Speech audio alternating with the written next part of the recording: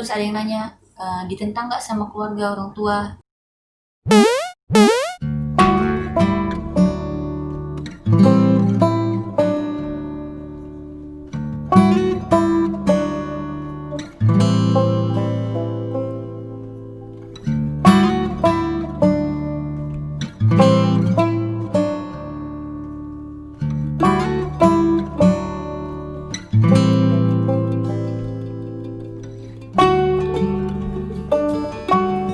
Assalamualaikum warahmatullahi wabarakatuh.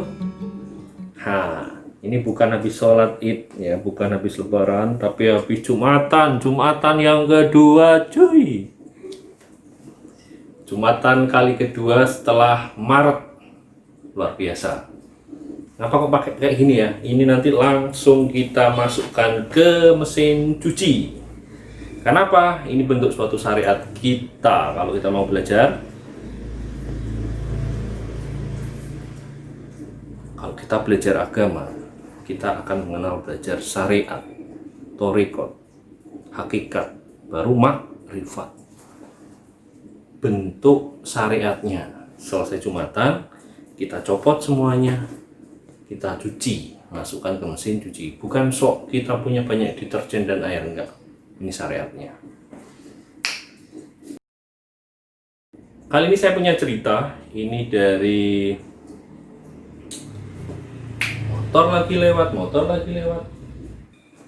Kali ini saya punya cerita dari mahasiswa saya, alumni. Dia sekarang menjadi relawan COVID-19 di Jakarta. Kisahnya luar biasa, sangat inspiratif. Semoga kita termotivasi untuk selalu berbuat baik untuk sesama. Saya ganti dulu, masukkan ke mesin cuci. Assalamualaikum. Pertama-tama aku akan ngucapin terima kasih banyak ya buat Fasaum telah mau ngundang aku di channel YouTube-nya. Semoga siapapun nanti yang nonton ini bisa menjadi inspirasi semua ya buat kalian semua. Ada lulusan farmasi Unsri ceritanya. Itu yang menjadi relawan COVID-19. Dia tergerak hatinya untuk menjadi relawan. Nah, seperti apa sih cerita ketika tenaga medis, apoteker kan salah satunya ya. Tapi kok nggak pernah ada suaranya ya. Nah, ini kita akan mengungkap sebenarnya apa sih yang dilakukan oleh teman-teman farmasis ya, tenaga teknis kesehatan farmasi. Biasanya sih masih D3 farmasi, S1 farmasi gitu ya. Dan teman-teman apoteker yang mereka kerjakan di sana. Ini ada cerita nyata yang semoga bisa menginspirasi teman-teman semuanya bahwa kita farmasis itu ada loh gitu ya. Buat teman-teman semuanya, bro, mas bro, mbak bro, guys, bolo-bolo semuanya yang belum subscribe, silakan subscribe, aktifkan tombol lonceng dan share. Namanya Septi Buana. Biasanya teman-temannya dulu waktu 2011 dia adalah angkatan pertama dari farmasi Unsri di 2011. Anaknya pendiam, panggilannya Sebu, Septi Buana, itu yang saya ingat sekali. Dan ini akan menjadikan sesuatu yang menurut saya bisa memotivasi diri dan menginspirasi. Dan perlu dicatat, Septi ini belum melanjutkan ke jenjang apoteker. Dan sangat ya, bagi teman-teman yang seangkatannya mungkin ada di kelas dan seusia sebayanya yang kebetulan juga S1 farmasi kemudian sudah mengambil pendidikan apoteker, saya rasa ketika nggak ada panggilan jiwa untuk berbuat sesuatu ya tidak harus menjadi relawan, itu sungguh kurang gitu ya. Nah, dia membuktikan bahwa saya belum apoteker pun, saya masih farmasis, saya sudah bisa melakukan sesuatu, itu penilaian saya. Oke, Sebu, perkenalkan dirimu. Oke, aku akan kenalin diriku. Namaku Septi Buana Sari. Biasa juga orang kenalnya dengan Septi Buana. Biasa juga dipanggil dengan Septi. Aku alumni Farmasi Unsri 2011 dan saat ini juga aku masih posisinya masih lulusan S1, belum apoteker lagi. Jadi sekarang tuh masih TTK nih, tenaga teknis kefarmasian. Doain ya semoga cepat apoteker.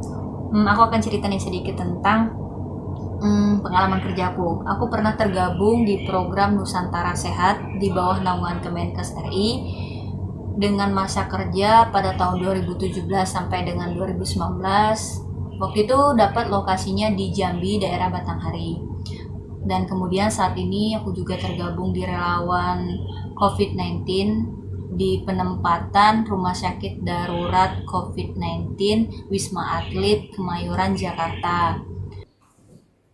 Saya penasaran sebenarnya, apa sih motivasinya ikut relawan COVID-19? Saya kemarin mau ikut, tapi. Kemarin saya udah mau daftar gitu ya, tapi ada yang nggak setuju. Jadi ya sudah, saya membantu penanganannya dengan cara saya sendiri. Jadi, apa sih motivasinya? Motivasi aku ikutan ini pertama memang panggilan jiwa sih. Eh, kita tahu kan bahwa tim kesehatan saat ini sangat dibutuhkan. Jadi aku memilih untuk bergerak dibandingkan aku diam di rumah. Kedua, ya aku tidak begitu banyak dana untuk mendonasikan untuk teman-teman yang di sini. Jadi aku ingin membantu dengan tenagaku dan keahlianku di bidang farmasi. Amazing gitu ya, luar biasa motivasinya. Ternyata seperti itu ya, pemikiran-pemikiran yang sangat luar biasa. Tapi sebenarnya orang tua menentang nggak sih ya hal-hal yang seperti itu? Iya, pertama aku juga ditentang. Seperti yang kita ketahui kan, kalau relawan COVID ini kan mungkin eh, tantangannya tuh musuh kita itu kan tidak terlihat. Jadi kita tidak tahu di mana itu si COVID, kita tidak tahu. Kemudian banyak relawan yang terpapar juga. Terus ada juga relawan yang ditolak di tempat tinggalnya dan segala macam. Itu menjadi tantangan sih sebenarnya untuk meminta izin kepada orang tua, tapi dengan banyaknya kita mencari informasi dan kita saring lagi informasi tersebut dengan beberapa teman juga yang sudah mengikuti relawan sebelumnya, makanya itu bisa jadi pertimbangan untuk minta izin ke orang tua dan alhamdulillah orang tua mengizinkan untuk aku ikut jadi relawan di sini. Terbayang nggak pekerjaan teman-teman farmasis pada tim relawan COVID, utamanya di Wisma Atlet nih, kasusnya ada di Jakarta. Selama ini kalau di media massa kita selalu mendengar ya, dokter, perawat, dan nggak ada yang nyinggung-nyinggung, apoteker nggak ada gitu ya. Nah ini coba kita simak gimana sih cara kerjanya mereka, ya utamanya teman-teman yang di farmasi menyiapkan segala sesuatunya berkaitan dengan COVID ini, utamanya di rumah sakit darurat khusus COVID ini. Oke, aku akan ceritakan nih tentang kerjanya bagaimana di Wisma Atlet di relawan COVID ini. Pertama, aku cerita aku memang belum pernah menjadi relawan apapun. Maksudnya relawan bencana alam ataupun relawan lainnya. Jadi aku langsung ikut relawan di COVID-19 ini. Kalau di COVID-19, kalau di Wisma Atlet ini, kalau di Wisma Atlet ini tuh ada dua kita pelayanan. Pertama apotik, kedua loket APD. Apotik itu ada dua, ada di Tower 7 dan di Tower 4. Tower 7 kalau di Wisma Atlet itu dikenal dengan sarangnya COVID. Jadi itu tuh memang sudah untuk tower dengan pasien yang sudah terkonfirmasi positif swab ataupun rapid test. Nah, untuk di Tower 4 itu untuk pasien-pasien yang baru, tapi ada juga beberapa pasien yang sudah positif. Terus ada yang nanya, tenaga farmasi itu kontak langsung nggak sih sama pasien? Enggak, itu bedanya. Kalau di sini untuk di rumah sakit COVID ini kan beda dengan rumah sakit pada umumnya. Kalau di pelayanan pada umumnya itu kan kita kalau mendapatkan resep terus kita ngasih obat langsung itu kan kepada pasien. Tapi kalau di sini itu enggak, kita mengasih obatnya itu ke perawat penanggung jawab dari lantai-lantai di tower tersebut. Kemudian sistem resepnya bagaimana? Sistem resepnya pertama online. Jadi resep itu masuk ke bagian apotik, kita siapkan dulu obatnya, sudah selesai nanti si perawat dari lantai tersebut akan turun ke apotik menyertakan dengan resep fisik aslinya. Nah, jadi tahu ya, ceritanya kalau farmasis itu di rumah sakit darurat COVID itu seperti itu. Kebayang nggak kalau nggak ada teman-teman farmasis sebagai penanggung jawab di sana, nggak menyiapkannya dengan baik, gimana proses pengobatannya? Bagaimana proses karantinanya? Jadi perawat, dokter ambil-ambil sendiri itu obatnya di gudang, "Oh, sok aku ambil-ambil sendiri," gitu ya. Seperti itu. Masih belum jelas posisi farmasis ada di mana. Meskipun tetap di balik layar, peran vitalnya tetap ada. Harusnya tenaga medis itu menjadi satu kesatuan dan masyarakat harus mulai paham posisi peran masing-masing. Oke, pasti akan banyak yang bertanya ya di isi kepala ini. Itu motor kok nggak pergi-pergi ya? Berisik sekali. Oke, pasti di isi kepala kita itu banyak yang bertanya, teman-teman semuanya, teman-teman mahasiswa utamanya. Enak nggak sih jadi relawan COVID itu? Kalau saya dulu pernah jadi relawan waktu itu 2006, ada gempa dahsyat di Jogja. Waktu itu saya masih S1. Nah, itu saya menjadi suatu relawan di rumah sakit di sana, rumah sakit RS Sarjito. Melihat di semua sudut lorong itu banyak sekali mayat yang dijejer gitu ya, karena memang posisi sudah meninggal, baik meninggal di perjalanan maupun di tempat itu, jadi nggak ada eh, tempat untuk menampung itu. eh, Luar biasa ya. Jadi memang harus benar-benar kuat di sana. Nah, ini itu terlihat gitu ya. Sedangkan COVID ini kan musuhnya tak terlihat katanya. Oke, apa sih enak enggaknya? Terus kalau ada yang nanya juga, gimana sih dengan relawan COVID itu enak atau tidak? Ya seperti yang aku bilang tadi, aku belum pernah jadi relawan sebelumnya, jadi aku tidak tahu untuk relawan COVID ataupun relawan yang bencana alam itu lebih enakan mana. Tapi yang pasti kalau bencana alam itu mungkin kita akan tahu situasi keadaan di sana kan. Sedangkan kalau COVID ini kan musuh kita tuh kan tidak terlihat kayak gitu. Itu sih menjadi tantangan. Makanya dengan kerja kita menggunakan APD itu juga jadi tantangan buat kita. Untuk di sini sekali shift itu per 8 jam dengan 3 shift. Itu shift pagi itu mulai dari jam 7 pagi sampai dengan jam 3 sore, shift siang mulai dari jam 3 sore sampai dengan jam jam 11 malam, dan shift malam itu mulai dari jam 11 malam sampai jam 7 pagi. Dan itu adalah tantangan kita ketika kita dinasnya di tower 7 ataupun tower 4. Kenapa? Karena di dua tower ini kita wajib menggunakan APD level 3, yaitu mulai dari hazmat, masker N95, masker bedah, handscoon non steril, handscoon steril, apa sih, hair cup, cover shoes, serta sepatu boot itu benar-benar kita tertutup. Kalau ada yang bilang panas, pasti pasti panas. Pengap pasti pengap. Karena kan kita biasanya nggak pakai masker nih, terus pakai masker dengan masker berlapis-lapis.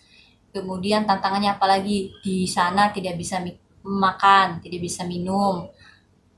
Yang pasti tuh kebanyakan itu tuh menahan pipis, menahan BAB. Dan ada beberapa dari relawan juga ada yang sampai menggunakan popok ya, ya supaya, karena kan kita terbatas ya di sini APD-nya. Kemudian dan alhamdulillahnya semua APD yang di sini di Wisma Atlet ini khususnya itu adalah APD semuanya donasi.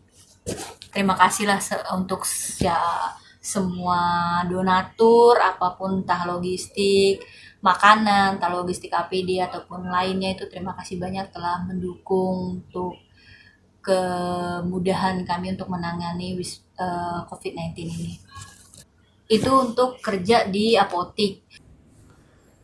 Nah,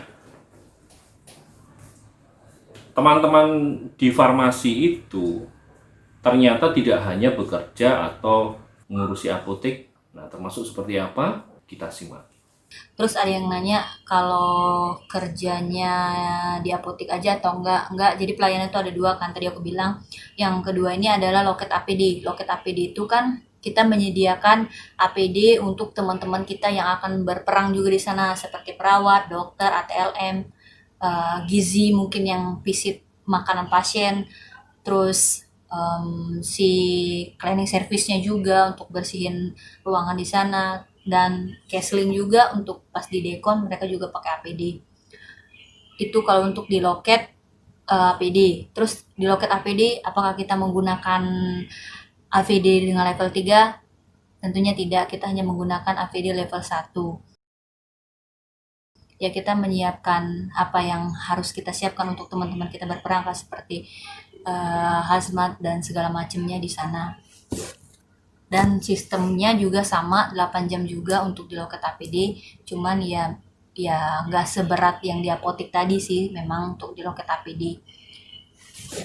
Terus untuk di gudang kita tuh ada gudang APD, APD, alkes, dan gudang obat itu memang sudah ada penanggung jawabnya masing-masing. Jadi untuk teman-teman seperti saya, yang lainnya yang memang sudah ditugaskan untuk di pelayanan, kita tidak akan terganggu dengan kita ditugaskan di gudang karena itu sudah ada PJ-nya masing-masing. Jadi kalau memang nama kita memang di gudang, memang kita kerjanya di gudang. Kalau memang kita di pelayanan, ya memang kita di pelayanan, seperti itu. Kok saya penasaran ya, sebenarnya karena di media sosial maupun di berita itu, kalau kita membicarakan COVID dari sisi farmasi, beberapa waktu yang lalu ada Prof dari Farmasi UGM itu membicarakan peluang obat lah, peluang apa dan sebagainya ya, berkaitan dengan ya bukan langsung pada tidak langsung pada garis yang terdepan gitu ya, maksudnya yang bersinggungan langsung dengan keadaan situasi di rumah sakit darurat itu gitu ya. Dan apa sih yang dilakukan sebenarnya, peran-perannya ini gitu ya, tenaga-tenaga teknis kefarmasian, apoteker, teman-teman farmasi semuanya lah ya, itu berkolaborasinya seperti apa sebenarnya. Dan ini harusnya teman-teman di luar sana harus mulai mengetahui. Terus ada juga yang nanya, gimana sih kerjanya farmasi itu di rumah sakit COVID? Sebenarnya sih kayak ada yang bilang nggak terlalu banyak lah di sosial media itu yang suka ngupdate dari farmasi. Ya aku cuman berbagi cerita, sebenarnya sama aja kan seperti aku bilang kayak di rumah sakit lainnya atau di pelayanan lainnya. Cuman yang membedakan cuman kita pakai hazmat. Kalau ditanya kontak sama pasien atau enggak, kita nggak kontak sama pasien. Kita kontaknya sama si perawat, perawat yang menangani pasien. Jadi kita tetap waspada, pasti harus pasti. Kalau dibilang takut nggak tinggal di sini, awal-awalnya memang takut, tapi lama-kelamaan kita udah terbiasa dengan menggunakan APD dan segala macamnya. Itu sih, buat terpapar tidak terpapar kita tidak akan tahu siapa yang terpapar dan tidak terpapar karena memang kerja di sini tuh capek, 8 jam sekali shift, kemudian kita menahan semuanya. Dan kebanyakan juga ada juga yang terpapar. Itu kenapa tenaga kesehatan, tenaga medis bisa terpapar. Pertama pasti capek kan karena kerjanya 8 jam. Kemudian protokol kesehatan saat kita melepaskan hazmat di dekon itu kan ada step by step nih, apa dulu yang harus kita lepaskan, jangan sampai ketuker karena ya ada efeknya masing-masing kan kalau tertukar. Nah itu sih kadang kan pasti kita capek, lapar, mungkin menahan pipis, ya mungkin itu sih tantangannya saat cuci tangan juga. Cuci tangan itu harus benar-benar mengikuti langkah 6 langkah itu, ya hidup bersih, yang pasti juga kan 8 sip itu bikin kita capek, tidur tidak teratur, pasti tenaga kita memang dipakai yang pasti sih di sini kesehatan pertama kali, kesehatan mental, jangan sampai ikutan stres kayak si pasien. Kalau dibilang bisa keluar enggak, bisa keluar tapi lingkungan wisma atlet saja. Kalau keluar kemana-mana mungkin orang lebih ngeri juga, kita juga lebih ngeri mungkin di luar sana, kita nggak tahu si virus ini nggak bisa dilihat kan. Kalau pasiennya, sebenarnya pasiennya mungkin tingkat kestresan dari cerita teman-teman perawat sih banyak juga yang stres karena memang mereka diisolasi dan nggak ada sistem besuk membesuk kan. Paling si perawat, si dokter itulah yang selalu setiap hari menjengukin mereka, ya paling bertemu lewat HP dan kayak gitu-gitulah. Kalau misalnya di tower 7, misalnya di lantai 23, ya paling di lantai 23 itulah dia bisa di sana kayak gitu. Nggak bisa untuk kemana-mana. Itu sih banyak juga pasien yang depresi, pasti banyak karena ya sekarang banyak lah pasti pasien depresi karena mereka mungkin bosen di dalam situ, pasti kayak gitu-gitu sih. Apalagi ya mungkin itu saja sih kalau pengalaman untuk kerja di sini. Terus kontrakku di sini selama 3 bulan di sini, dan 3 bulan ini nggak bisa mundur, harus maju terus karena itu udah harga matinya relawan, harga matinya Nusantara Sehat. Mau nggak mau ketika kita udah terjun di sana harus tetap maju, maju terus dan semangat terus. Mungkin itu saja sih yang bisa aku bagi untuk kalian semua. Ceritanya sangat luar biasa pokoknya. Dan tentunya harus ada akhir yang sangat membangun gitu ya. Kita dengar pesan dan kesannya untuk kita semua ya, utamanya buat teman-teman mahasiswa yang masih sekolah nih, masih kuliah. Harusnya apa sih yang harus dipersiapkan ketika kita menghadapi hal-hal yang luar biasa ini? Terus pesan-pesan untuk kalian di luaran, teman-teman yang mungkin memang sekarang udah lulus kuliah ataupun udah selesai apoteker, kalau mau bergabung tuh jadi relawan sini, ayo ke sini, jangan takut. Ya takut pasti sih, tapi kan tetap waspada. Kita Indonesia tuh lagi butuh banget tenaga kita. Kita sebisa mungkin kita bantu, ayo kita bantu. Terus untuk teman-teman adik-adik yang masih kuliah saat ini, kuliahlah yang rajin, ya jangan nakal, maksudnya apapun tugas yang dikasihkan dosen, apapun nasihat yang dikasihkan dosen itu percayalah, bukan masalah apa-apa. Nanti kalau kalian udah keluar dari kampus itu kalian berasa banget lah untuk kalian terjun di dunia kerja. Jangan pernah malu, jangan pernah minder, yakin deh kalian bisa, yakin kalian mampu, yakin kalian tuh bisa bersaing dengan kampus-kampus yang lainnya, yakinlah Farmasi Unsri itu bisa. Terus buat teman-teman yang mungkin pesimis dengan IPK-nya nggak terlalu besar, itu percaya aja kalau kalian mau berusaha, kalau kalian juga maunya mencari, cari tahu link, ya kalian tahulah sekarang zaman teknologi semakin maju, banyak-banyak cari link, banyak-banyak baca apa sih informasi, pasti kalian tahu nanti di banyak di luar sana tuh yang nggak membutuhkan, bukan nggak membutuhkan sih, maksudnya tidak terpatokkan dengan IPK, pasti ada kayak gitu. Ya tetap semangat, kalian pasti bisa, kalian siap bersaing dengan teman-teman farmasi yang di luar sana ataupun teman-teman kesehatan yang lainnya. Percaya deh, percaya aja, percaya dan ingat selalu omongan dosen, nasihat dosen, karena aku, pengalaman aku cuma sebagai lulusan S1 farmasi aja, menurut aku sudah begitu banyak yang bisa kuberikan untuk eh, kerjaku, pengalamanku kubagikan untuk masyarakat. Apalagi mungkin kalian yang lulusan apoteker pasti makin banyak lagi yang bisa kalian explore kan.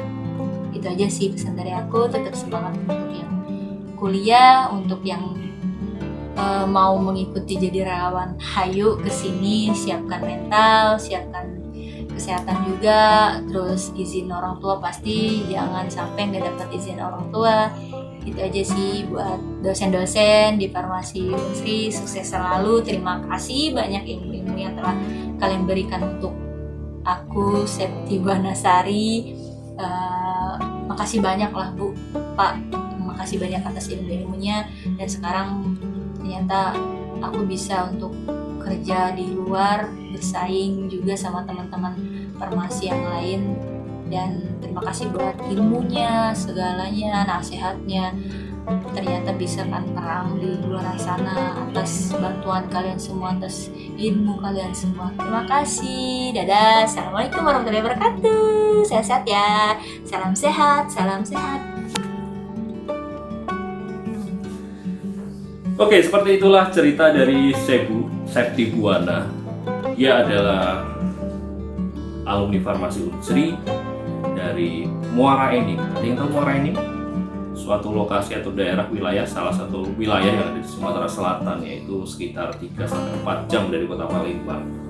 Sangat luar biasa, sangat menginspirasi, memberikan banyak sekali informasi terhadap ke kita ya, memberikan suatu informasi yang sangat berguna lah ya.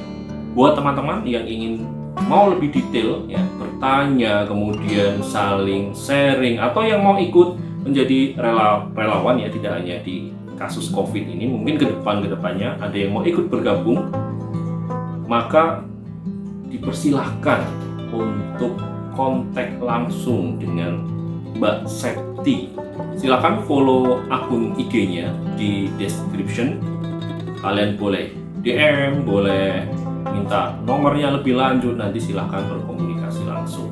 Dia ini sangat terbuka dan humble sekali. Oke, sampai di sini.